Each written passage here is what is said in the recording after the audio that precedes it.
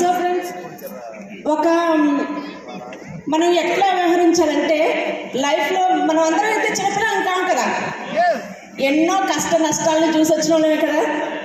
So ఒక వ్యక్తికి మంచి చెడు ఇద్దరు అక్క చెల్లెలు ఉన్నారనమాట, మంచి చెడు. కానీ వాళ్ళిద్దరూ ఏ ఒక్కరు బాధపడినా కష్టం వస్తుంది ఆ వ్యక్తికి, ఓకేనా. సో అప్పుడే ఏం చెప్తారు, మనమైతే ఏం చేస్తాము, మంచిగా కోరుకుంటాం, చెడు కోరుకుంటాం. కానీ ఆ వ్యక్తి తెలివిగా ఏం ఆలోచించారంటే, మీ ఇద్దరిలో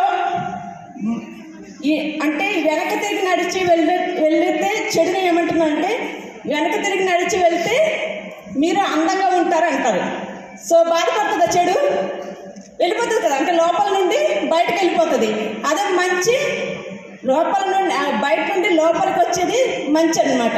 అలా వస్తే మీరు చాలా అందంగా ఉంటారంటారు అనమాట. సో ఇద్దరు అక్కడ బాధపడతారా? బాధపడరు కదా. సో ఇక్కడ కూడా మనం ఎన్నో ప్రాబ్లమ్స్తో వచ్చి ఉంటాం. సో మనలో ఉన్న ఏదైతే మనకి ఉండకూడని లక్షణాలు ఉండొచ్చు, మనకు అవసరం లేని విషయాలు ఉండొచ్చు, అవి విడిచిపెట్టేసేయాలి బయట. మనకి మనీ కావాలి, మన డ్రీమ్స్ ఫుల్ఫిల్ కావాలి అనేది మన లోపలికి రప్పించుకోవాలన్నమాట. ఓకే లీడర్స్, బీ రెడీనా? సో ఈ 2 days నుండి నేర్చుకుంటుంది ఇదేనండి, మనకి ఏది అవసరమో ఏది అవసరం లేదో. ఓకేనా leaders, be ready. Thank you leaders, wish you well. Yes, fantastic. Thank you, Purna madam. So it's wonderful. ఇట్లా చల్లబడితే అట్లా నాయన. So right, fantastic. మీ పిల్లలకి వెళ్ళేటప్పుడు థ్యాంక్ యూ. పిల్లలకి వెళ్ళేటప్పుడు సార్ మీరు అడగండి, మీరు బిజినెస్కి ఎందుకు చేయాలనుకుంటే వాళ్ళు పెద్ద లిస్ట్ రాసిస్తారు. మీరు అక్కడికి వెళ్ళిన తర్వాత క్లాసిక్ ఫంక్షన్ హాల్ దగ్గర నుంచి శంషాబాద్ నుంచి ఏం తీసుకుని వచ్చారంటే ఇది తీసుకుని వచ్చారని చెప్పాలి.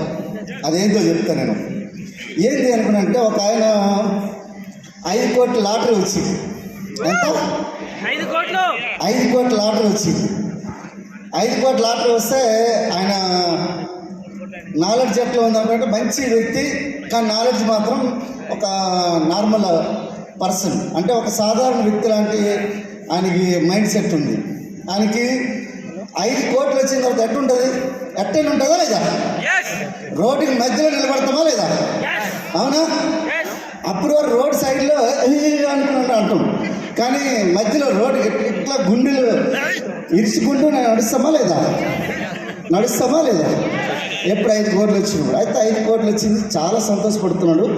అయితే ఈ మధ్యలో ఏమైందనుకో, ట్యాక్స్ వాళ్ళు కాల్ చేస్తారు, ఇన్కమ్ ట్యాక్స్ వాళ్ళు కాల్ చేసి, అరే నాయన నీకు 3.5 కోట్లే వస్తుంది, 1,50,00,000 ఏదైతుందో ట్యాక్స్ పోతుంది అనుకో చెప్పారు.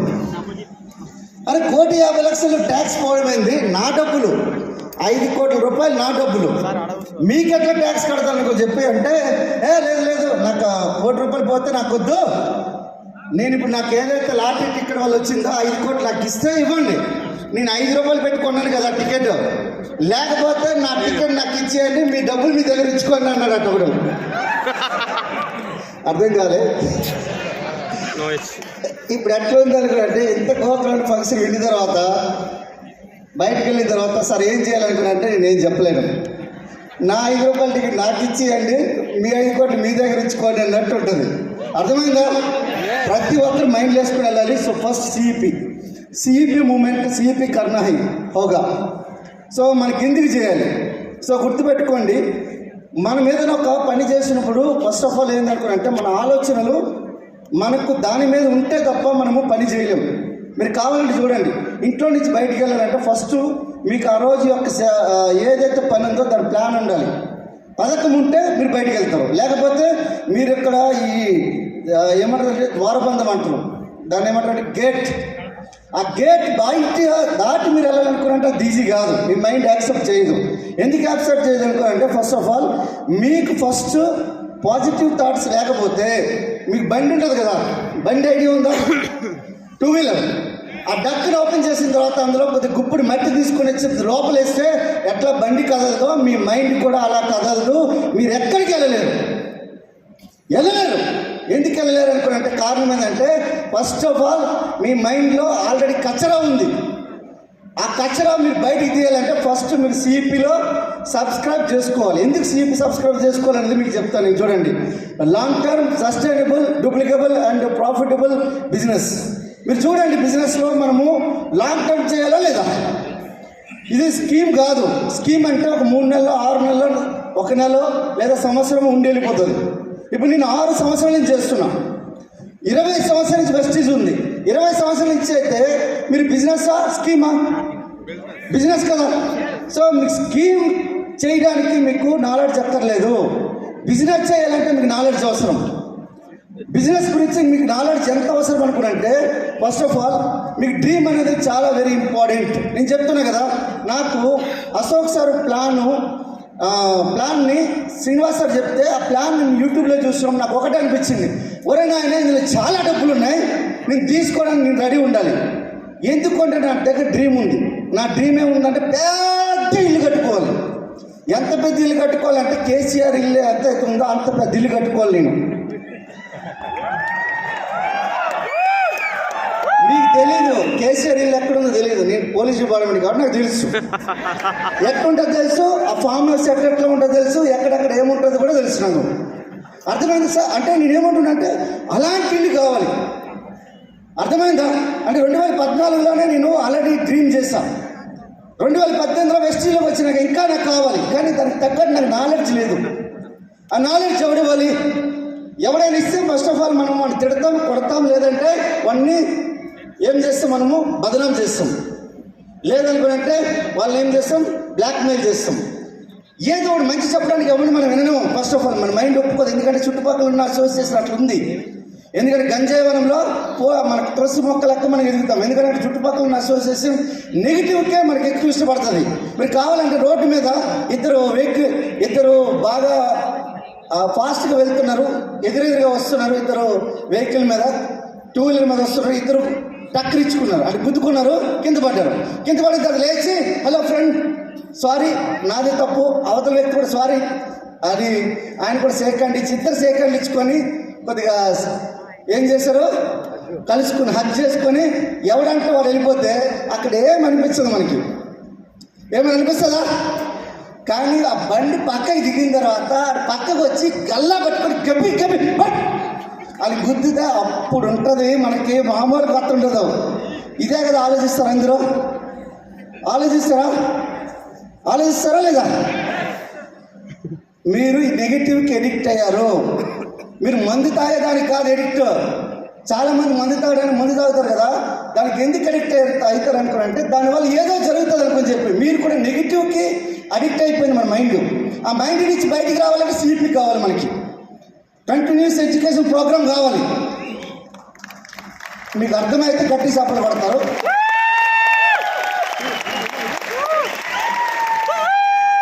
So dream, CEP, products use and massive action. Massive action ఎక్కడి నుంచి స్టార్ట్ అవుతుంది?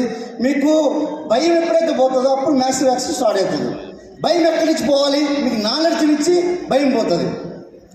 అర్థమైందా? మీకు ఎప్పుడైతే జ్ఞానం ఉంటుందో వాడికి ధైర్యం ఉంటుంది. జ్ఞానం లేదనుకో వాడికి భయం ఉంటుంది. భయం పోవాలంటే మీకు నాలెడ్జ్ కావాలి. సో అప్పుడు ఎవరు వస్తారు? ఒక లీడర్ వస్తారు. సపోజ్ ఒక లీడర్ మన గులాబ్ సార్ ఉన్నారు, ఆయన బిజినెస్ ఎట్లా చేయాలి, నేను ఆల్రెడీ బిజినెస్ పర్సన్ని, నాకు కూడా ఎట్లాంటి కష్టాలు వచ్చాక నేను బిజినెస్ చేస్తున్నాను చెప్పి సిఈపిలో మీకు ఆయన చెప్తారు. ఒక గులాబ్ సార్ కూర్చొని మాట్లాడితే మన ఇంట్లో ఎట్లా ఉంటుంది, బాగుంటుందా లేదా? సిఈపి క్లబ్లో ఎస్పీ బారి సార్ ప్రతిరోజు మన ఇంటి దగ్గరికి వచ్చి వెళ్ళిపోతే ఎంత బాగుంటుంది, బాగుంటుందా లేదా? మన మిషన్ క్రాంతి రోజు మనము వింటూ ఉంటే ఏమవుతుంది, మనం ఎస్పీ బారి సార్ లెక్క తయారవచ్చా లేదా? అవ్వచ్చా? సో ఫస్ట్ ఆఫ్ ఆల్ ముందు మనం వినాలి. మనం దేవుడి పాటలు పెట్టుకొని మనం ఎందుకు పూజ చేస్తాం అంటే పాజిటివ్ ఎన్విరాన్మెంట్ అక్కడ క్రియేట్ కావాలి కాబట్టి. సో సిఈపి లేకపోతే నేను వాళ్ళతో పని చేయొద్దు అని చెప్పి డైరెక్ట్గా లీడర్స్ చెప్తాను. ఎందుకంటే వాడి వల్ల మనకు పని ఏమి ఉండదు. వాడంతా మూర్ఖుడు.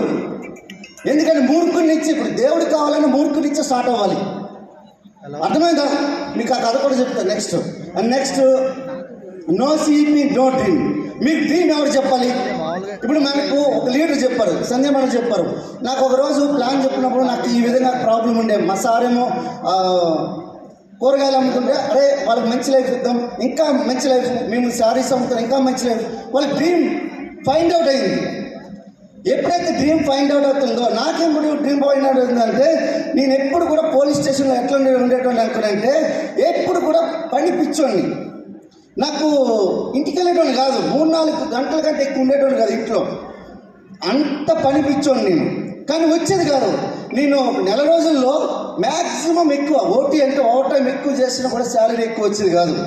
ఏదంటే అంతకు తగ్గ గంటకు తగ్గ బొంత అన్నట్లు అంతే వచ్చేది, ఎక్కువ వచ్చేది కాదు. సో నాకు అక్కడే ఉండిపోయేది. కానీ నాకు అర్థమైంది ఏంటంటే, నేను ఎంత పని చేసినా నీకు గ్రోత్ కాను. నీకు ఒకవేళ బిజినెస్ తీసుకొని గ్రో అయితే గ్రాడ్యువల్లీ గ్రో. ఇప్పుడు చెప్పగలుగుతున్నా, ఇప్పుడు 82,000 శాలరీని ఇచ్చి మళ్ళీ 85,000 శాలరీ కావాలంటే 1 year పడుతుంది నాకు. కానీ ఇక్కడ పురుషోత్తం దాస్ ఇన్కమ్ 20 లక్షల నుంచి 50 లక్షలు కావాలంటే ఈ నెల అవ్వచ్చు, చెప్పలేము. నీ పని లేదు, 1 కోటి రూపాయలు పెడతానన్నా ఎవడు ఆశ్చర్యపోవాల్సిన అవసరం లేదు. నా పని మీద నా యొక్క శక్తి నా పని మీద ఆధారపడండి. కానీ అన్నిటికంటే మించి ఇక్కడ జ్ఞానం ఉంది కదా, ఇది భయాన్ని పోగొడుతుంది, చర్య భయాన్ని పోగొడుతుంది. మీకు ఎప్పుడైతే పని చేస్తారో అప్పుడు భయం పోతుంది. పని చేయరు, మీకు భయంతో ఇంట్లో కూడా ఎవడబ్బా ఏదంటాడని చెప్పి భయపడతారు. భయం ఎక్కడి నుంచి పోదు. మీరు ఒకరోజు సలీం సార్ని పట్టుకొని పోలీస్ స్టేషన్ ఎత్తుకొని వెళ్ళిపోయారు. ఎత్తుకొని వెళ్ళిపోతే సార్ భయపడ్డాడు అంటే పనిలో ఉన్నాడు కాబట్టి భయపడలేదు. అక్కడికి వెళ్ళిన తర్వాత మళ్ళీ అక్కడికి వెళ్ళి ప్లాన్ చెప్తుండు సారు. ధైర్యం. అక్కడ ఒక 4 రోజులు జాయిన్ చేసి సిల్వర్ డైరెక్టర్ కూడా చేశాడు సారు. అది ధైర్యం. అర్థమైందా? ధైర్యం ఎక్కడి నుంచో రాదు, పనిలో నుంచో వస్తుంది. సార్ నాకు భయం ఉంది అంటే పని చేయండి, పని స్టార్ట్ చేయండి, ఆటోమేటిక్గా మీకు ధైర్యం వస్తుంది. సార్ ధైర్యం ఎక్కడి నుంచో రాదు, పనిలో నుంచి అది ఆటోమేటిక్ బ్యాంక్ బ్యాలెన్స్ లెక్క వస్తూ ఉంటుంది. అర్థమైందా? Next, no CP no dream, no CP no leadership. మీకు ఫస్ట్ ఆఫ్ ఆల్ లీడర్ కాకపోతే బిజినెస్లో మీరు కస్టమరే. ఈ బిజినెస్లో మీరు లీడర్ కాకపోతే మీరు కస్టమరే. లీడర్కి ఏముండాలి? లీడర్ అంటే అదేం నాకు కొత్త పదమా, కొత్త అర్థమా, లేకపోతే అది ఎవరైనా కొంటాడా, మార్కెట్లో దొరుకుతుందా? లీడర్షిప్ క్వాలిటీస్ మార్కెట్లో దొరుకుతాయా?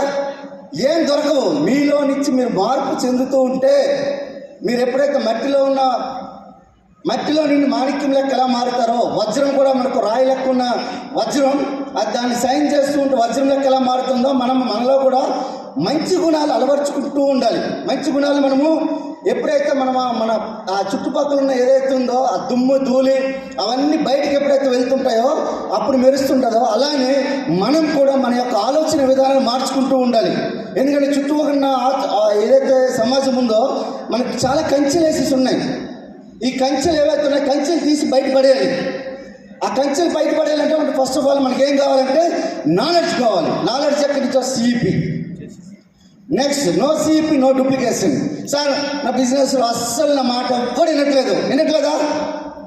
ఒకసారి ఎవరైనా వినట్లేదు చేతులు ఎత్తండి ఒకసారి. సార్ వినట్లేదు అన్నట్లు ఫస్ట్ మీకు బిజినెస్ అర్థం కాలేదన్నట్టు లెక్క. చేతులు ఎత్తిన వాళ్ళు అందరూ, ఎత్తిన వాళ్ళు కూడా ధైర్యం లేని వాళ్ళు కొంతమంది ఉన్నారు. వాళ్ళు ఎత్తలేదు, పర్వాలేదు. ఎందుకంటే నేను కూడా ఎత్తడాను కాదు.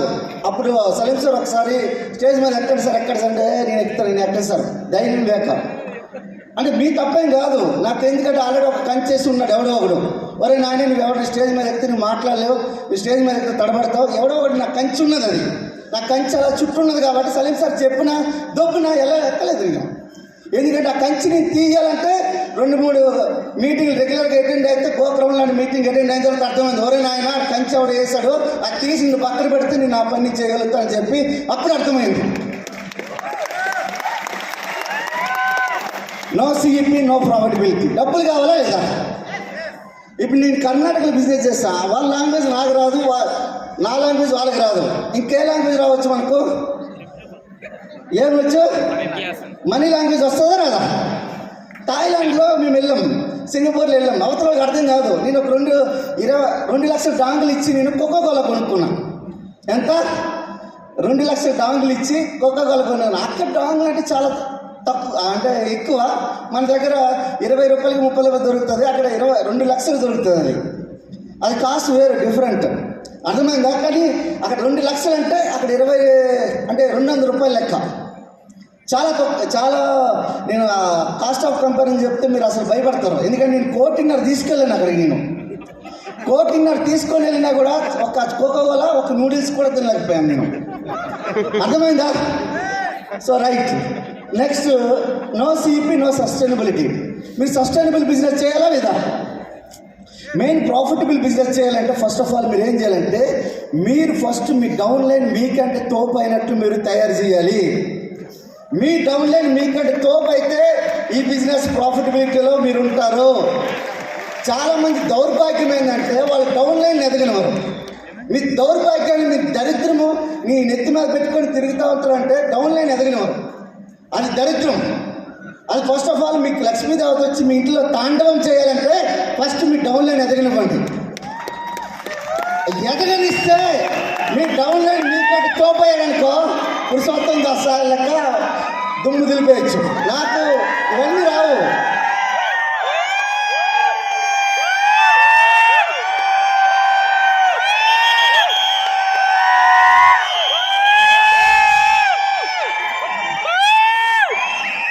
చాలా మంది బాధపడుతున్నట్టున్నారు.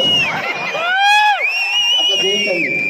నేను సీరియస్గా చెప్పినా కూడా మనం ఎదగాలనుకున్నట్టే ఫస్ట్ ఆఫ్ ఆల్ మన డౌన్ లైన్.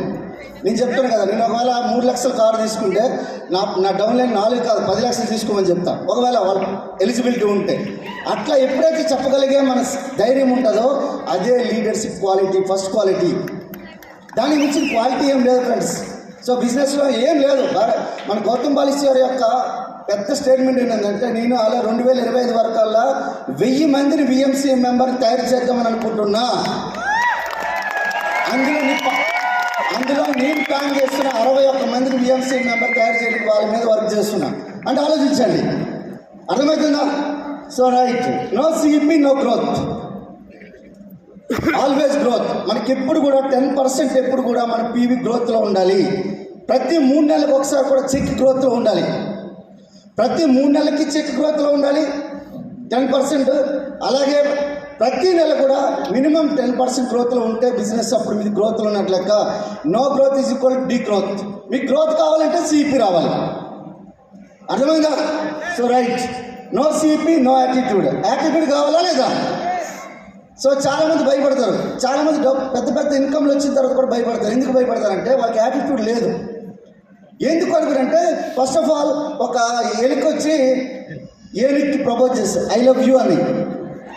ఎలుక ఏనుగుకి ప్రపోజ్ చేసింది. ఏంది నువ్వు నాకు ఐ లవ్ చెప్పినావు అనుకునంటే, నువ్వు నన్ను చూస్తున్నావు కనుకోనంటే అప్పుడు నువ్వు అద్దంలో నిన్ను చూసుకో అనుకునే ఏనుగు అనుకునంటే అప్పుడు అంటుంది నువ్వు నన్ను చూస్తున్నావు కానీ నాలో ఉన్న యాటిట్యూడ్ నువ్వు చూడలేదు అనుకునే ఎలుక అంటుంది. సో ఇప్పుడు మనం ఎలుక లెక్క ఉంటామా లేకపోతే ఎలుకలో ఉన్న యాటిట్యూడ్ లెక్క ఉంటామా అనేది ఆలోచించాలి మనం. అర్థమైందా? మన యాటిట్యూడ్ కనుక సరిగ్గా లేకపోతే మీరు చాలామంది కొంతమంది దగ్గరికి వెళ్తే భయపడిపోతారు. భయపడాల్సిన అవసరం లేదు. మీ దగ్గర సక్సెస్ ప్రొఫైల్ ఉంటే చూడు, ధైర్యం. So right, and next no CP no harmony. సామరస్యం కావాలా లేదా? నేను మనుషులతో మనకు చాలామందికి ఇష్టం ఉండదు. మనుషులు కానీ చాలా దూరంగా సంచరిస్తూ ఉంటారు. అట్లాంటి హార్మోనీ రావాలి, సామరస్యం ఉండాలి. మీకు సామరస్యం ఎక్కడి నుంచి దొరుకుతుంది? మీ తల్లిదండ్రుల దగ్గర ఉండదు, మీ తాతల ముత్తాల దగ్గర ఉండదు. ఎందుకంటే 100ల కొద్ది పీపుల్తో మీరు సంచరించిన విధానం. ఇప్పుడు భార్య సార్ మేము ఊరికే కార్లకు నమస్కారం పెడుతున్నామంటే మేము ఎందుకు నమస్కారం పెడుతున్నామంటే సార్ యొక్క పవర్ అంతా నాకు రావాలి, సార్ పవర్స్ అన్నీ నాకు రావాలి. సారు ఎందుకంటే సార్తోనే మేము ఎందుకు సంచరిస్తామంటే హార్మోని ఉండాలి. ఆ హార్మోని ఎక్కడి నుంచి మెయింటైన్ అయితే సిపి క్లబ్ నుంచి మెయింటైన్ అవుతుంది. అర్థమవుతుందా? అర్థమవుతుందండి? So and next one branch को ग्रुप में 2 सीपी, 10 सीपी. సో హిందీ కదా. సో ఒక బ్రాంచ్ ఖచ్చితంగా 10 సిపిలు ఉండాలి. అర్థమైందా? 10 సిపిలు ఉండాలి. ఒక డైమండ్లో 50 సిపిలు ఉండాలి. So very important. అలాగే ఒక క్రౌన్లో 100 సిపిలు ఉండాలి. అలాగే అబిసింగ్. So long term duplicable sustainable profitable. So let's start CP movement. Okay right. Yes. So చూడండి ఫ్రెండ్స్, ప్రతి ఒక్కరు కూడా ఇక్కడ బయట సిపి కౌంటర్ ఉంటుంది. సిపి